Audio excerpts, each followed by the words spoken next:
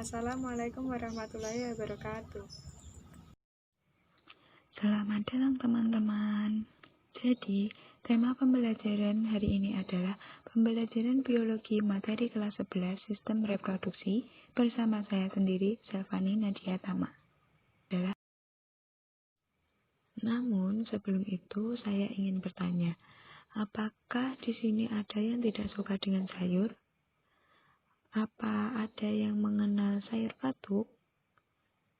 Nah, apa hubungan daun katuk dengan ASI? Ternyata, daun katuk memiliki banyak manfaat. Atau sayur katuk sendiri merupakan salah satu sayur yang memiliki khasiat yang banyak sekali. Apabila sering mengonsumsi sayur katuk ataupun sayur lainnya, dapat membuat produksi ASI menjadi lebih banyak. Juga ASI menjadi lebih berkualitas. Karena memberikan ASI eksklusif 6 bulan adalah hak yang harus dipenuhi oleh bayi. Atau lebih baiknya lagi jika diberikan sebanyak 1 tahun. Karena jika kurang dari 6 bulan bayi sudah diberikan susu formula, salah satu dampak tidak baiknya adalah mengganggu sistem pencernaan pada bayi yang memang tidak cocok dengan susu formula tersebut. Jadi, mulai sekarang, mulailah menyukai sayuran, karena sayuran memiliki banyak manfaat bagi tubuh.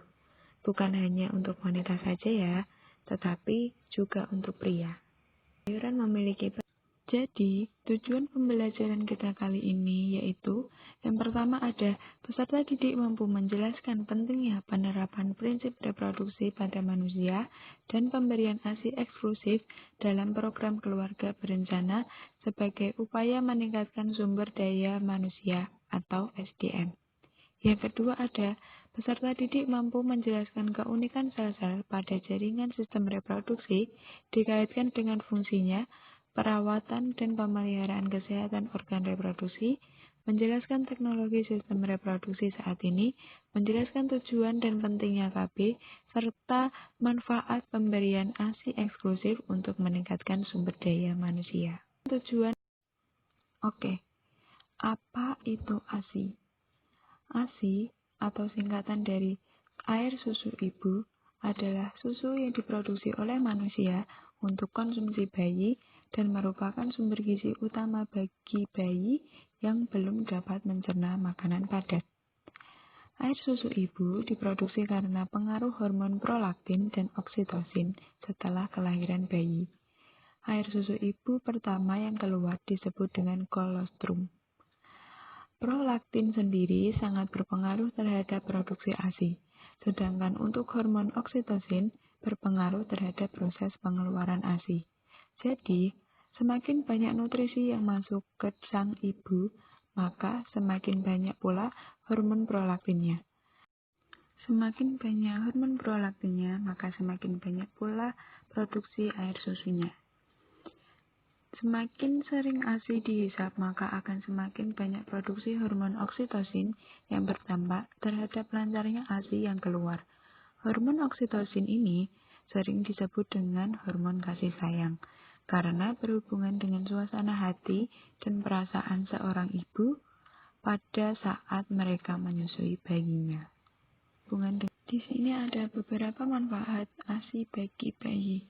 Yang pertama ada membantu mencegah konstipasi, ada ikatan ibu dan bayi semakin erat, ada bayi lebih cerdas, mencegah kerusakan gigi, mencegah sindrom kematian mendadak, mencegah alergi dan asma, mengurangi resiko banyak infeksi, serta mengurangi resiko obesitas. Selanjutnya ada seberapa penting ASI eksklusif. ASI eksklusif adalah pemberian ASI sedini mungkin setelah persalinan, diberikan tanpa jadwal dan tidak diberi makan lain walaupun hanya air mineral, sampai bayi berumur 6 bulan. Setelah 6 bulan, bayi mulai diperkenalkan dengan makanan lain dan tetap diberi ASI sampai bayi berumur 2 tahun. Pemberian ASI eksklusif merupakan faktor penunjang kecerdasan di bayi. pada masa 6 bulan, bayi memang belum diberi makanan selain susu. Untuk itu, ibu harus memberikan perhatian yang ekstra pada bayi. Seringkali, kesalahan yang terjadi adalah setelah masa ASI eksklusif ini atau si bayi sudah bisa mengonsumsi makanan lain selain ASI. Yang biasanya, ibu tidak lagi memberikan ASI. Padahal menurut standar kesehatan dunia atau WHO, bayi sebaiknya disapih setelah 2 tahun usianya. Permasalahan ASI eksklusif juga terjadi pada ibu yang bekerja di kantoran. Untuk itu, pemerintah mencoba memberikan keleluasaan pada ibu yang pada masa pemberian ASI eksklusif boleh membawa anaknya ikut serta bekerja atau mengizinkannya memberikan khusus untuk menyusui bayinya. Ada beberapa hal-hal yang mempengaruhi produksi ASI. Antara lain ada konsumsi sayuran, pengonsumsi obat-obatan, serta konsumsi rokok dan alkohol. Untuk selanjutnya ada KB. Apa itu KB?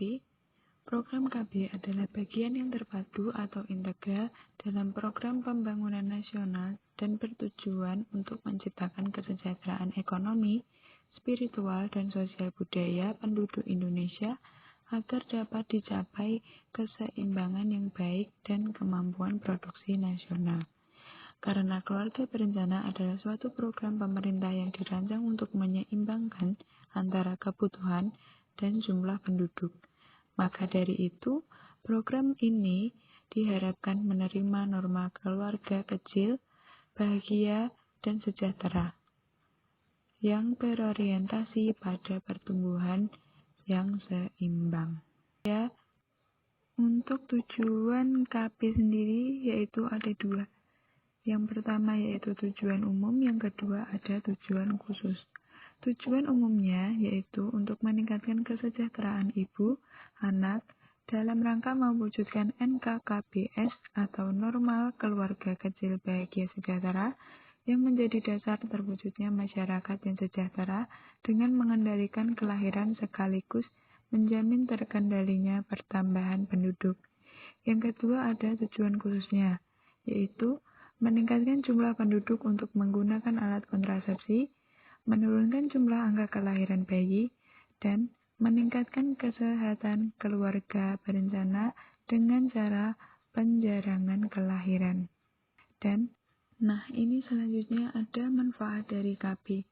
Manfaat ber-KB yaitu ada yang pertama mendukung penurunan angka kematian bayi, meningkatkan kebahagiaan keluarga, meningkatkan kesejahteraan keluarga, mencegah kehamilan yang tidak diinginkan, tingkatkan kesehatan ibu, mengatur jarak kehamilan, meningkatkan kesehatan anak, serta meningkatkan kecukupan ASI dan ibu.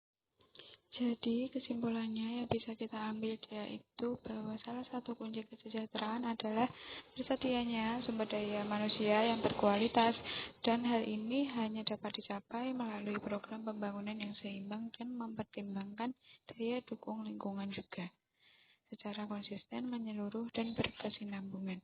Bagi seorang ibu, memberikan ASI eksklusif itu sangat penting karena memiliki banyak manfaat. Di antaranya ada bayi terlindungi dari kuman, mendapatkan nutrisi yang lengkap, jaminan asupan higienis dan aman, serta membuat bayi tumbuh sehat dan cerdas.